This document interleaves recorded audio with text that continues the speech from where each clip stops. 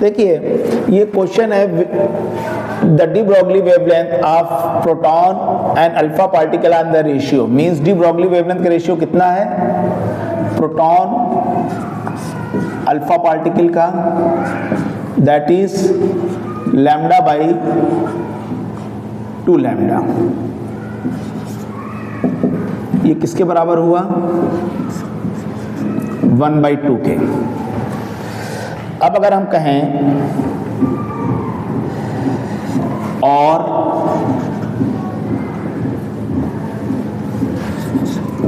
Lambda upon lambda P बराबर किसके हो जाएगा 2/1।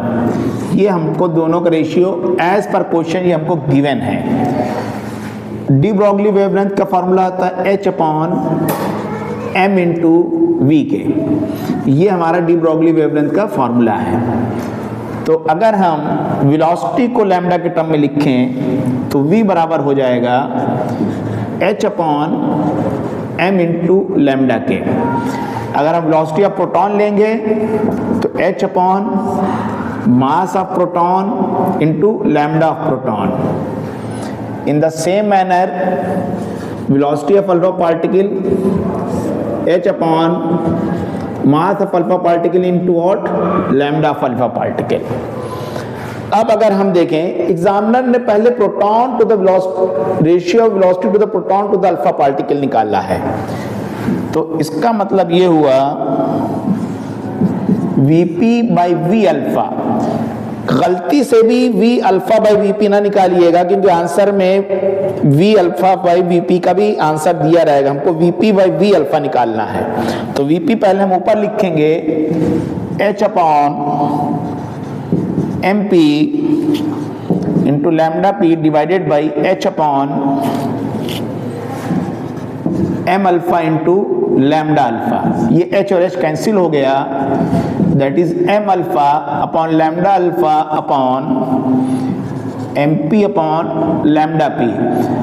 ये तो हमको दिया ही गया है, ये बराबर 2 है, और m अल्फा बाई mp का जो रेशियो होता है वो 4 है।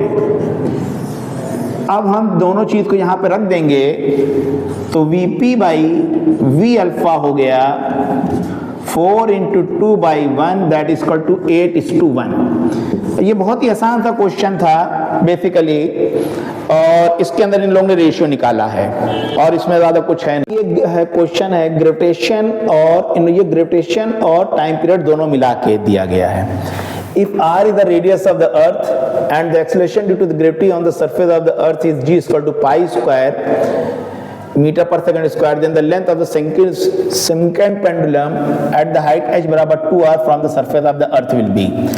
तो हमने सबसे पहले t बराबर 2 pi under root l by g लिखा। हमको ये l को निकालना है, और सेकंड पेंडुलम क्या होता है जिसका टाइम पीरियड कितना होता है 2 सेकंड होता है। ये सेकंड पेंडुलम का टाइम पीरियड जो होता है 2 सेकंड होता है। सेकंड पेंडुलम का टाइम पीरियड कितना होता है 2 सेकंड। और जी इफेक्टिव का फार्मूला होता है g by r square upon h plus r का होल स्क्वायर। तो अगर हम h बराबर 2h हाइट पे देखें, h बराबर 2h पे r पे ग्रेविटी कितनी हो जाएगी g r square, so that is g by 9। 3 आ जाएगा, 3 का होल स्क्वायर कर देंगे g बाई 9 आ जाएगा। तो g इफेक्टिव आ गया। हम सिर्फ सिंपल से फार्मूला यहाँ पे g इफेक्टिव रख देंगे, और ये g जो हमारा है वो पाई स्क्वायर दिया गया है, so that is pi square by 9। अब इस फॉर्मूले में t की जगह अपने 2 रख दिया, दैट इज सिर्फ वैल्यू सब्स्टिट्यूट करना और कुछ है नहीं। 2 equal to 2 pi l equal to pi square upon 9, ये 2 और 2 कट गया, so this is equal to 1। ये पाई स्क्वायर है, यहाँ पे पाई बाहर ले लेंगे, पाई l इंटू 9/1, ये पाई पाई कट गया, हमने स्क्वायर कर दिया, तो L बराबर 1/9। This is the answer. इस क्वेश्चन में कुछ था नहीं। ये क्वेश्चन में बेसिकली एग्जामिनर आपसे पूछना क्या चाहता है, जो सिंपल पेंडुलम में जी है, ये जी कहाँ का है? ये जी उस जगह का है जहां का हम टाइम पीरियड निकाल रहे हैं। इसको हम जी इफेक्टिव कहते हैं, जी इफेक्टिव। क्योंकि इस तरह के क्वेश्चन कोई सिंपल पेंडुलम रखा हुआ है और अगर कोई सिंपल पेंडुलम किसी कंटेनर किसी भी मूविंग बॉडी में रखा हुआ और वो एक्स ए एक्सेलरेशन से आगे चल रही है, तो वहां पे जो हम जी निकालेंगे वो जी इफेक्टिव होगा, और वो जी इफेक्टिव जो होगा √g² प्लस a² हो जाएगा अगर ए एक्सेलरेशन है।